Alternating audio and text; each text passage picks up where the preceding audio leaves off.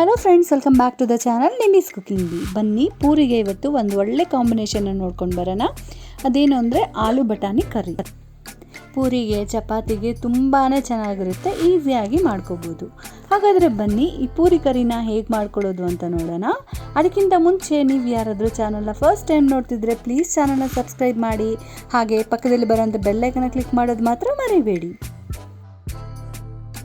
ಪೂರಿ ಕರಿ ಮಾಡ್ಕೊಳ್ಳೋಕ್ಕೆ ಮೊದಲನೇದಾಗಿ 1 ಕಪ್ಪಷ್ಟು ಆಲೂಗಡ್ಡೆನ ತೊಗೊಂಡಿದ್ದೀನಿ.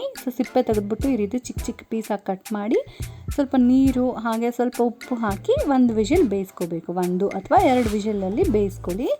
ಸೊ ಇದಕ್ಕೆ ನೀವು ಒಣಗಿರುವಂಥ ಬಟಾಣಿ ಹಾಕ್ತಿದ್ದೀರಾ ಅಂದರೆ ರಾತ್ರಿ ಎಲ್ಲ ನೆನೆಸ್ಬಿಟ್ಟು ಇದರ ಜೊತೆಗೇ ಬೇಯಿಸ್ಕೊಳ್ಳಿ. 2 ಅಥವಾ 3 ವಿಸಿಲ್ಸ್ ಬೇಯಿಸ್ಕೊಳ್ಳಿ. ನಾನಿಲ್ಲಿ ಫ್ರೆಶ್ ಬಟಾಣಿ ಯೂಸ್ ಮಾಡ್ತಿದ್ದೀನಿ, ಸೊ ಹಾಗಾಗಿ ಸ್ವಲ್ಪ ಬೇಯಿಸ್ಕೊಂಡ್ರೆ ಸಾಕಾಗುತ್ತೆ. ಸೊ ಎಣ್ಣೆ ಹಾಕ್ಕೊತಿದ್ದೀನಿ, ಹಾಗೆ ಒಂದು ಸ್ವಲ್ಪ ಜೀರಿಗೆ ಹಾಕ್ಕೊಂಡಿದ್ದೀನಿ. ಸೊ 1 ಮೀಡಿಯಮ್ ಸೈಜ್ ಈರುಳ್ಳಿ ಹಾಗೆ 2 ಹಸಿಮೆಣಸಿನ್ಕಾಯಿ ಹಾಕಿ ಸೊ ಚಿಕ್ಕದಾಗಿ ಕಟ್ ಮಾಡ್ಕೊಳ್ಳಿ ಈರುಳ್ಳಿನ. ಸೊ ಬ್ರೌನ್ ಕಲರ್ ಆಗಬೇಕು ಅಷ್ಟು ತನಕ ಫ್ರೈ ಮಾಡ್ಕೊಳ್ಳಿ. ಸೊ ಈರುಳ್ಳಿಗೆ ಸ್ವಲ್ಪ ಉಪ್ಪು ಸೇರಿಸ್ತಿದ್ದೀನಿ. ಉಪ್ಪು ಸೇರಿಸ್ಕೊಂಡು ಚೆನ್ನಾಗಿ ಬ್ರೌನ್ ಕಲರ್ ಆಗೋ ತನಕ ಫ್ರೈ ಮಾಡ್ಕೊತಿದ್ದೀನಿ. ಸೊ ಅಷ್ಟರಲ್ಲಿ 2 ಟೊಮೆಟೊನ ಮಿಕ್ಸಿಗೆ ಹಾಕ್ಕೊಳ್ಳೋಣ. ಟೊಮೆಟೊ ಪ್ಯೂರಿ ಮಾಡ್ಕೋಬೇಕು. ಸೊ ಇವಾಗ ಈರುಳ್ಳಿ ನೋಡ್ತಿದ್ರಲ್ಲ ಆಲ್ಮೋಸ್ಟ್ ಬ್ರೌನ್ ಆಗಿದೆ. ಈ ಟೈಮಲ್ಲಿ 1 ಟೇಬಲ್ ಸ್ಪೂನಷ್ಟು ಶುಂಠಿ ಬೆಳ್ಳುಳ್ಳಿ ಪೇಸ್ಟ್ನ ಹಾಕ್ಕೊಂಡು ಹಸಿ ವಾಸನೆ ಹೋಗೋ ತನಕ ಫ್ರೈ ಮಾಡ್ಕೊಳ್ಳಿ. ಇದಕ್ಕೆ 1 ಟೀ ಸ್ಪೂನಷ್ಟು ಧನಿಯಾ ಪುಡಿ, 1 ಟೀ ಸ್ಪೂನಷ್ಟು ಖಾರದ ಪುಡಿ, 1/2 ಟೀ ಸ್ಪೂನಷ್ಟು ಜೀರಿಗೆ ಪುಡಿ, ಹಾಗೆ 1/2 ಟೀ ಸ್ಪೂನಷ್ಟು ಗರಂ ಮಸಾಲ, ಚಿಟಿಕೆಯಷ್ಟು ಅರಿಶಿನ ಹಾಕ್ಕೊಂಡು ಲೋ ಫ್ಲೇಮಲ್ಲಿ ಫ್ರೈ ಮಾಡ್ಕೊಳ್ಳಿ. ಸೊ ಮಸಾಲೆ ಹಾಕಿದ್ಮೇಲೆ ನೀವು ಲೋ ಫ್ಲೇಮಲ್ಲಿ ಇಟ್ಕೊಂಡು ಫ್ರೈ ಮಾಡ್ಕೊಳ್ಳಿ. ಸೊ ಇವಾಗ ಫ್ರೈ ಆಗಿದೆ.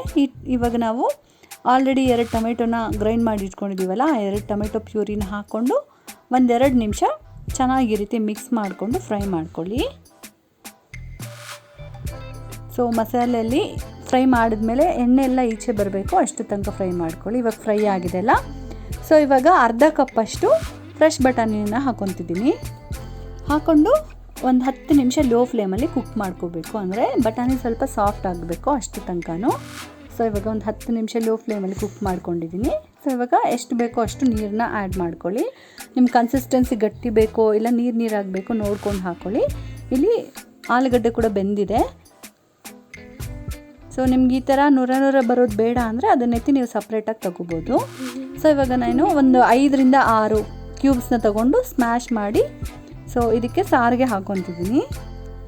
ಸ್ವಲ್ಪ ಗಟ್ಟಿ ಆಗುತ್ತೆ. ಸೊ ಹಾಕ್ಕೊಂಡು ಮಿಕ್ಸ್ ಮಾಡಾದಮೇಲೆ ನಾವು ಬೇಯಿಸಿಟ್ಕೊಂಡಿದ್ದೀವಲ್ಲ ಆಲೂಗಡ್ಡೆ, ಆ ಆಲೂಗಡ್ಡೆನೂ ಕೂಡ ಹಾಕ್ಕೊಂಡು ಒಂದು 2-3 ನಿಮಿಷ ನಾವು ಕುದಿಸ್ಕೋಬೇಕು. ಸೊ ಫೈನಲಿ ಈ ರೀತಿ ಆಗಿದೆ. ನಿಮ್ಗೆ ಇವಾಗ ಉಪ್ಪೇನಾದರೂ ಕಮ್ಮಿ ಇದೆ ಅಂತ ಅಂದರೆ ಈ ಟೈಮಲ್ಲಿ ನೀವು ಉಪ್ಪು ಕೂಡ ಆ್ಯಡ್ ಮಾಡ್ಕೊಳ್ಳಿ.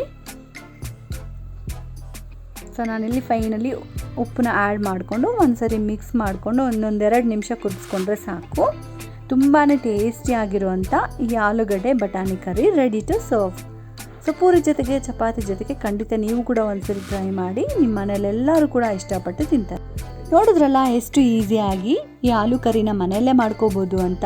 ಖಂಡಿತ ನೀವು ಕೂಡ ಒಂದ್ಸರಿ ಟ್ರೈ ಮಾಡಿ ಇದು ಹೇಗಾಗಿದೆ ಅಂತ ಕಮೆಂಟ್ ಮೂಲಕ ತಿಳಿಸಿ. ನೀವು ಟ್ರೈ ಮಾಡಾದಮೇಲೆ ನನ್ನ ಇನ್ಸ್ಟಾಗ್ರಾಮ್ಲಿ ನಿಮ್ಮ ರೆಸಿಪಿ ಪಿಕ್ನ ಟ್ಯಾಗ್ ಮಾಡಿ. ಹಾಗೆ ನೀವಿನ್ನೂ ಚಾನಲ್ನ ಸಬ್ಸ್ಕ್ರೈಬ್ ಮಾಡಿಲ್ಲ ಅಂದರೆ ಪ್ಲೀಸ್ ಚಾನಲ್ನ ಸಬ್ಸ್ಕ್ರೈಬ್ ಮಾಡಿ, ಲೈಕ್ ಮಾಡಿ, ನಿಮ್ಮ ಫ್ರೆಂಡ್ ಜೊತೆಗೆ ಫ್ಯಾಮಿಲಿ ಜೊತೆಗೆ ಈ ರೆಸಿಪಿನ ಶೇರ್ ಮಾಡಿ.